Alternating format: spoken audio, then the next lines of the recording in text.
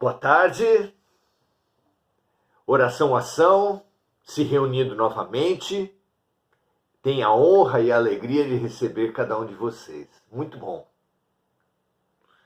Muito gostoso termos constituído essa nossa disciplina, essa nossa prática de nos reunirmos todo final de dia, comungando com poderosas correntes de oração, como a de Maria de Nazaré, a chamada Hora do Ângelus.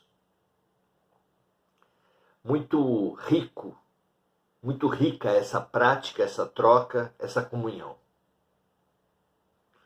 Diga-me com quem andas, te direi quem és.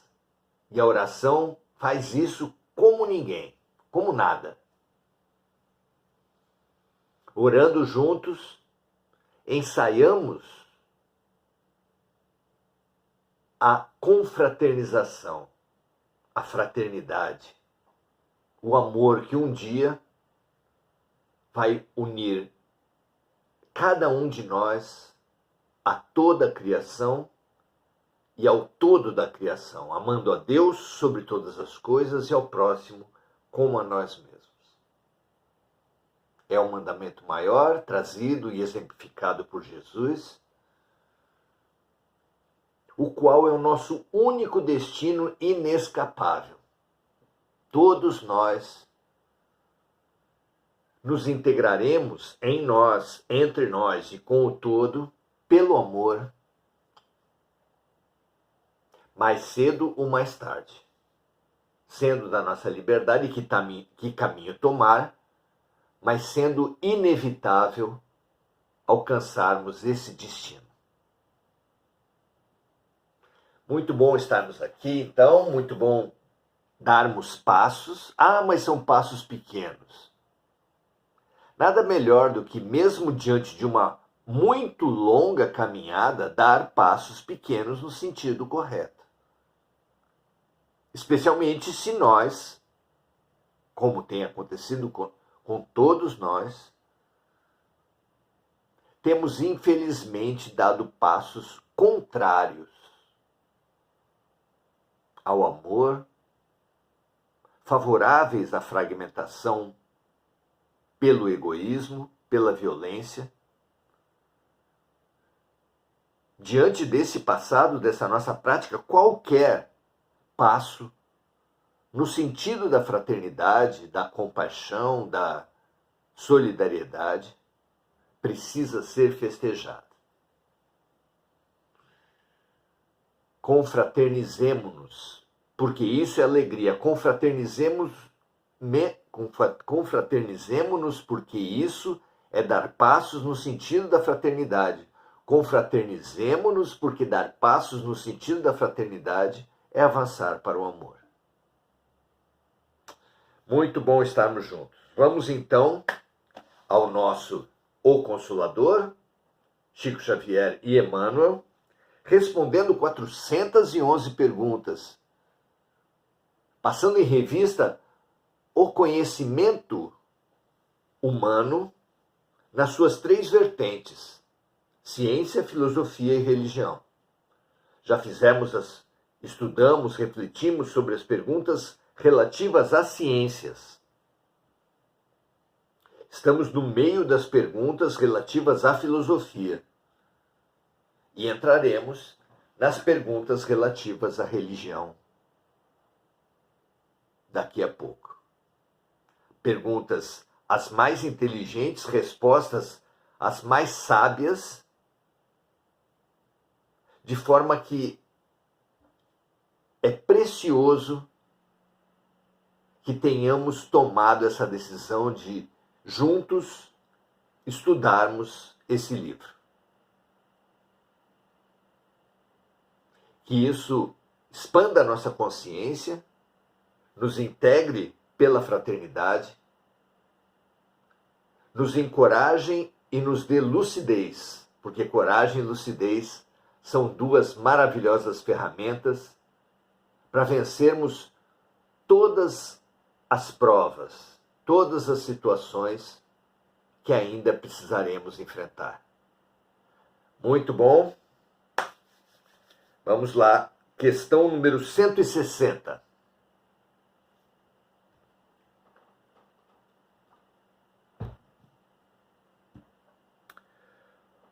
Os espíritos desencarnados se dividem igualmente nas esferas mais próximas da Terra, em seres femininos e masculinos?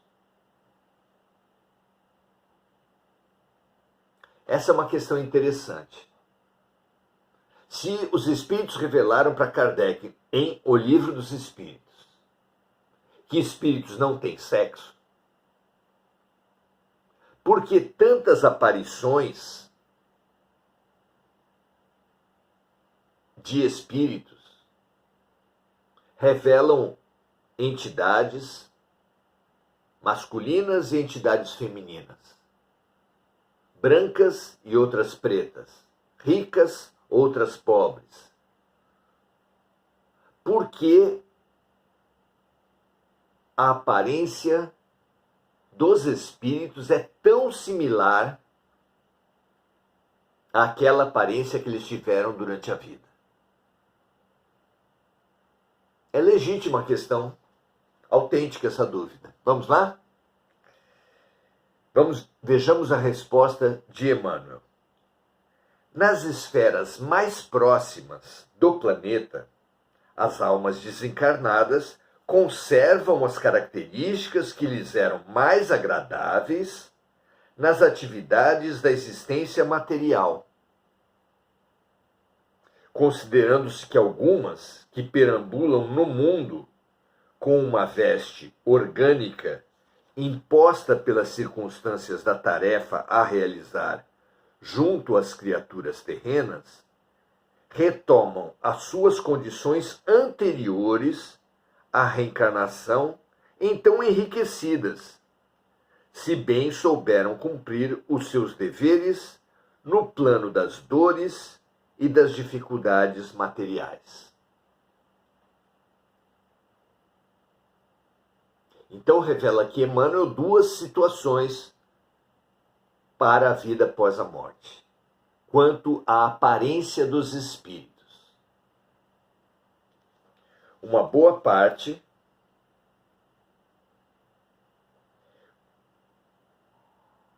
conservará as características que lhe eram mais agradáveis nas atividades da existência material, considerando-se que algumas retomam as suas condições anteriores à reencarnação.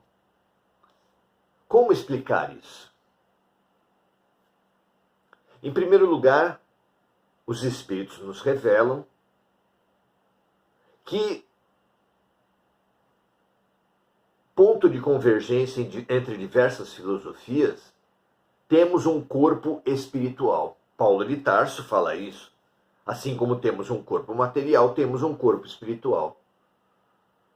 Algumas doutrinas chamam de psicossoma, Allan Kardec chamou de perispírito.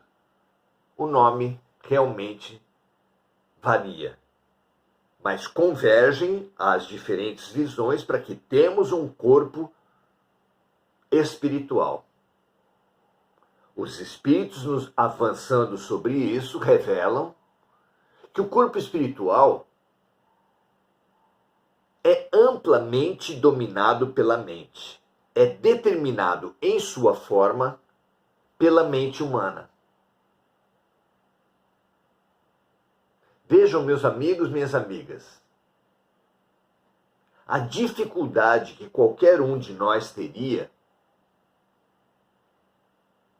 em se olhar agora num espelho e imaginar que se apresentaria no espelho uma aparência diferente dessa que nós possuímos agora. Alguém consegue imaginar isso? Que olharia no espelho e veria uma pessoa de outra cor de pele, de outra faixa etária, de outro sexo. Como poderíamos nós nos imaginar diferentes do que nós somos? mais que nos imaginar, nos ver diferentes do que nós somos. É praticamente impossível. Por quê? Porque quem vive na Terra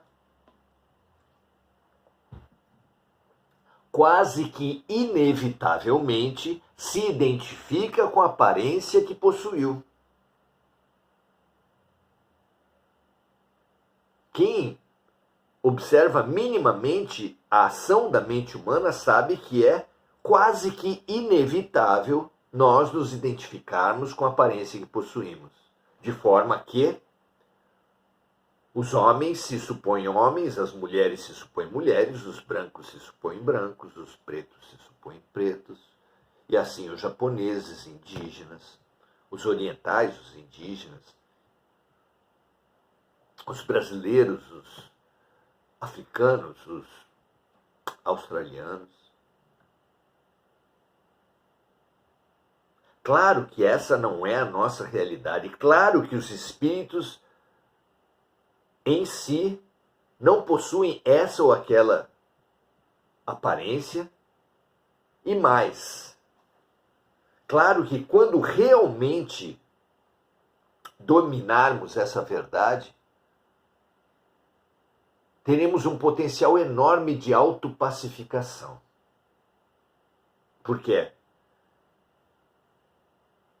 As criaturas se agridem em guerras nacionais porque se julgam sendo de um país. As pessoas se entregam à luta de classes porque se julgam serem de uma classe social, ricos ou pobres, assim como nacionais ou estrangeiros.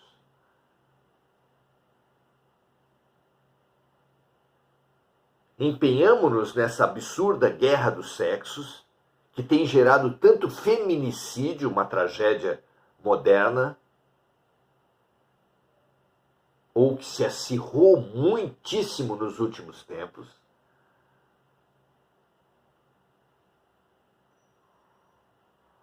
Somente quando percebermos a realidade profunda de não sermos de um sexo ou de outro, de uma cor de pele ou de outra, de uma nacionalidade ou de outra, de uma faixa etária ou de outra, apenas estarmos. Quando essa verdade penetrar nossas almas, teremos dado um passo muito forte no sentido da autopacificação. Imagine se um judeu radical pudesse realmente compreender que pode ter sido ou pode vir a ser, numa próxima vida, palestino. Suponhamos um terrorista palestino que descubra, não apenas intelectualmente, mas profundamente, o mesmo que poderá vir a ser ou pode ter sido um judeu. E assim um supremacista branco que se dedica, que milita na causa da opressão das outras raças, especialmente da negra, se souber que não é branco, que apenas está branco. Não seria um absurdo que, num shopping center, as pessoas obedecessem a um louco comando de quem está com roupa branca se separar de quem está com roupa preta, de quem está com roupa azul, de quem está com roupa verde, amarela, e passarem a se atacar mutuamente pelo motivo único de estarem com roupas de cores diferentes uns dos outros? Os lúcidos iam falar, de forma alguma eu atacarei pessoas por estarem com roupas diferentes, porque hoje eu tirei uma roupa branca, mas amanhã eu posso estar com uma roupa preta. Não é verdade? A humanidade toda precisa, necessita mesmo dessa verdade espiritual. para perceber o absurdo das suas violências, que toda violência parte de uma identificação louca com a roupa que nós estamos momentaneamente usando, sabendo então que numa próxima vida ou em vidas anteriores teremos optado por roupas diferentes. Não é? Vem daí a paz tão urgente. Todos aqueles que aceitam a verdade da reencarnação, das vidas sucessivas, precisam pensar a respeito disso. E assim vencerem os preconceitos que são mentirosos, que não têm base concreta. E mais, a diferença mal vivida quase sempre leva o racista, o rico opressor, o homem agressor, para a polaridade oposta. Para seu desespero,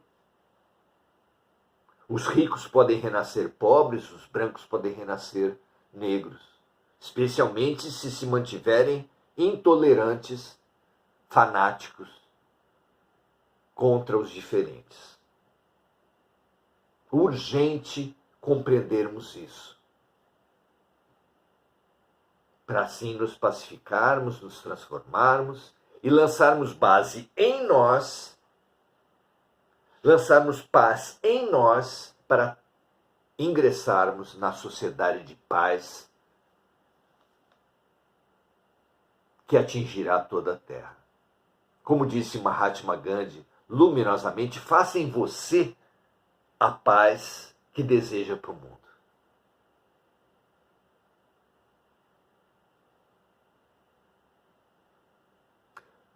Entendemos assim, exatamente pelo nosso apego, pela nossa identificação com a aparência, que após a morte, essa mente apegada, identificada com a aparência momentânea, só poderá produzir um corpo espiritual com a mesma aparência que acabou de viver.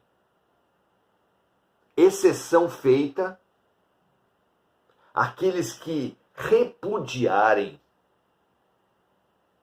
o corpo em que viveram, por terem vivido em corpos doentes, deficientes, por negarem e odiarem aquele grupo ao qual pertenceram.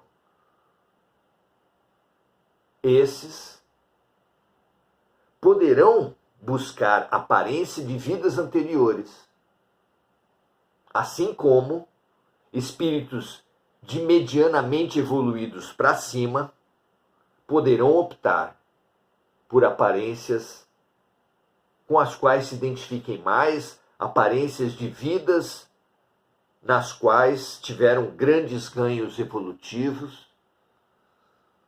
Os motivos podem ser vários, mas a maioria de nós, pelo apego, pela identificação, terá a mesma aparência que teve durante a vida.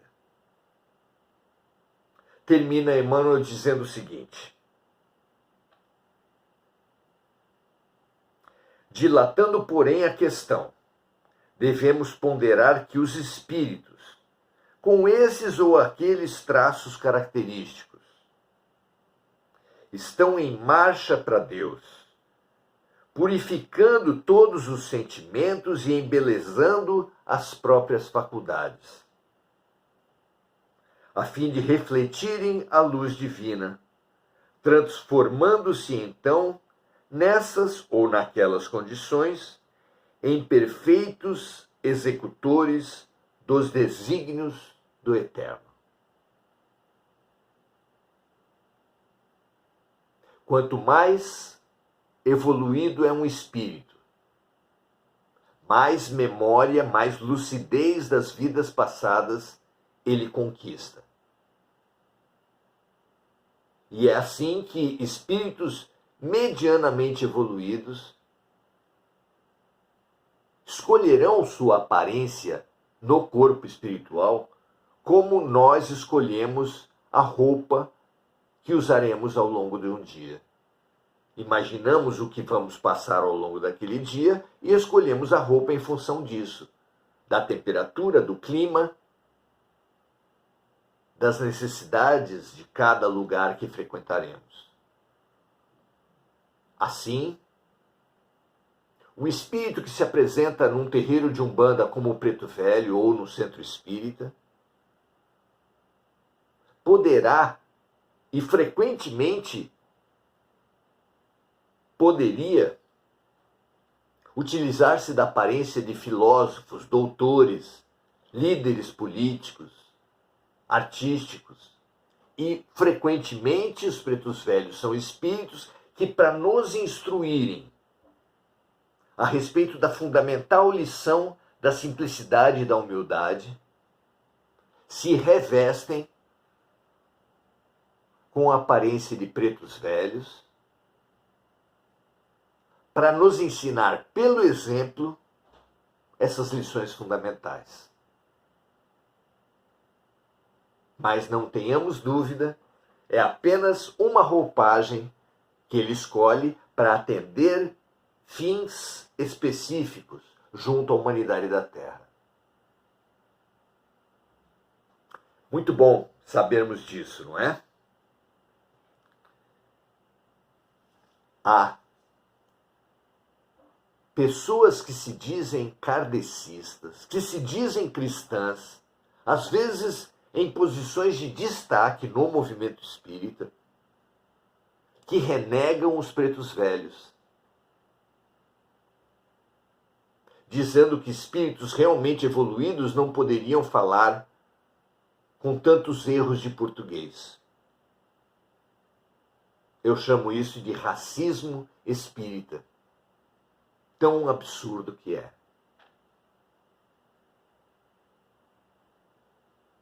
E convido a todos a pensar como nós explicamos. Os espíritos medianamente evoluídos escolhem a aparência que querem ter, como nós escolhemos a roupa que usaremos quando vamos para a praia, quando vamos trabalhar, quando vamos numa cerimônia religiosa, quando vamos num baile, cada vez uma roupagem diferente, porque cada ambiente exige uma roupa diferente. Um espírito, um instrutor, quando percebe que um grupo espiritual está muito pesado, muito pessimista, muito triste, ele pode escolher se manifestar naquele grupo, mediunicamente, como uma criança brincalhona, para quebrar aquele clima pesado no qual as pessoas estão mergulhadas. Já falamos dos pretos velhos, e assim poderíamos falar de diversas outras situações. Porque, como dizem os antigos, mais vale um exemplo do que 1000 palavras. E os instrutores, sabedores dessa antiga verdade, se vestem com as roupas necessárias para causar o impacto, para levar a mensagem que precisa ser levada em cada momento para cada coletividade. Mas isso não é a nossa regra. Infelizmente, nós que estamos encarnados não podemos nos qualificar como espíritos de medianamente evoluídos para cima. Quase todos nós, para não falar que somos todos assim, logo após a morte, estaremos destinados a ter a mesma aparência que sempre tivemos aqui na Terra, só podendo conquistar e escolher novas aparências conforme o grau de informação e de evolução que alcançarmos na pátria espiritual. Mas que a mensagem da paz, a partir da consciência das múltiplas vidas e das múltiplas vestimentas que utilizamos nas múltiplas vidas, que essa urgente mensagem da paz possa penetrar em nossas almas, se multiplicar em nossas almas, expandir nossa consciência e transbordar para essa humanidade violenta, intolerante, polarizada, fanática, para que finalmente nos abramos à tão urgente conquista da paz. Que assim seja, graças a Deus. Saudar os amigos aqui do grupo, Marco Aurélio Trindade. O perdão é uma das grandes formas de amor. Perdoar é amar outra vez. Um mundo sem fronteiras. É isso que está se estruturando agora, Marco e amigos. Estamos em vias de um mundo sem fronteiras. Será inevitável e será maravilhoso para aqueles que o conquistarem. Mas só poderemos conquistar esse mundo sem fronteiras se em nossas próprias almas, se em nossos próprios corações houver também um ser sem fronteiras. Façamos nós, de nós mesmos, essa grande, essa maravilhosa conquista de alma. Mônica Silva, lembrando sempre de amigos encarnados e desencarnados, vibrando pelas vítimas das guerras e dos desastres climáticos, saudando a todos os amigos com o seu boa noite, assim como André Salvatore, Esther Ponzoni, Enir Cajazeira. Muito felizes pela presença das amigas, dos amigos. Estimulamos todos vocês a compartilharem, já que essa necessidade, essa urgência da paz é tão profunda nesse momento da humanidade. Espalhemos a paz. Onde houver ódio, sejamos aqueles que levam a paz. Graças a Deus, um grande abraço a todos. Amanhã continuaremos nossos estudos. Até amanhã.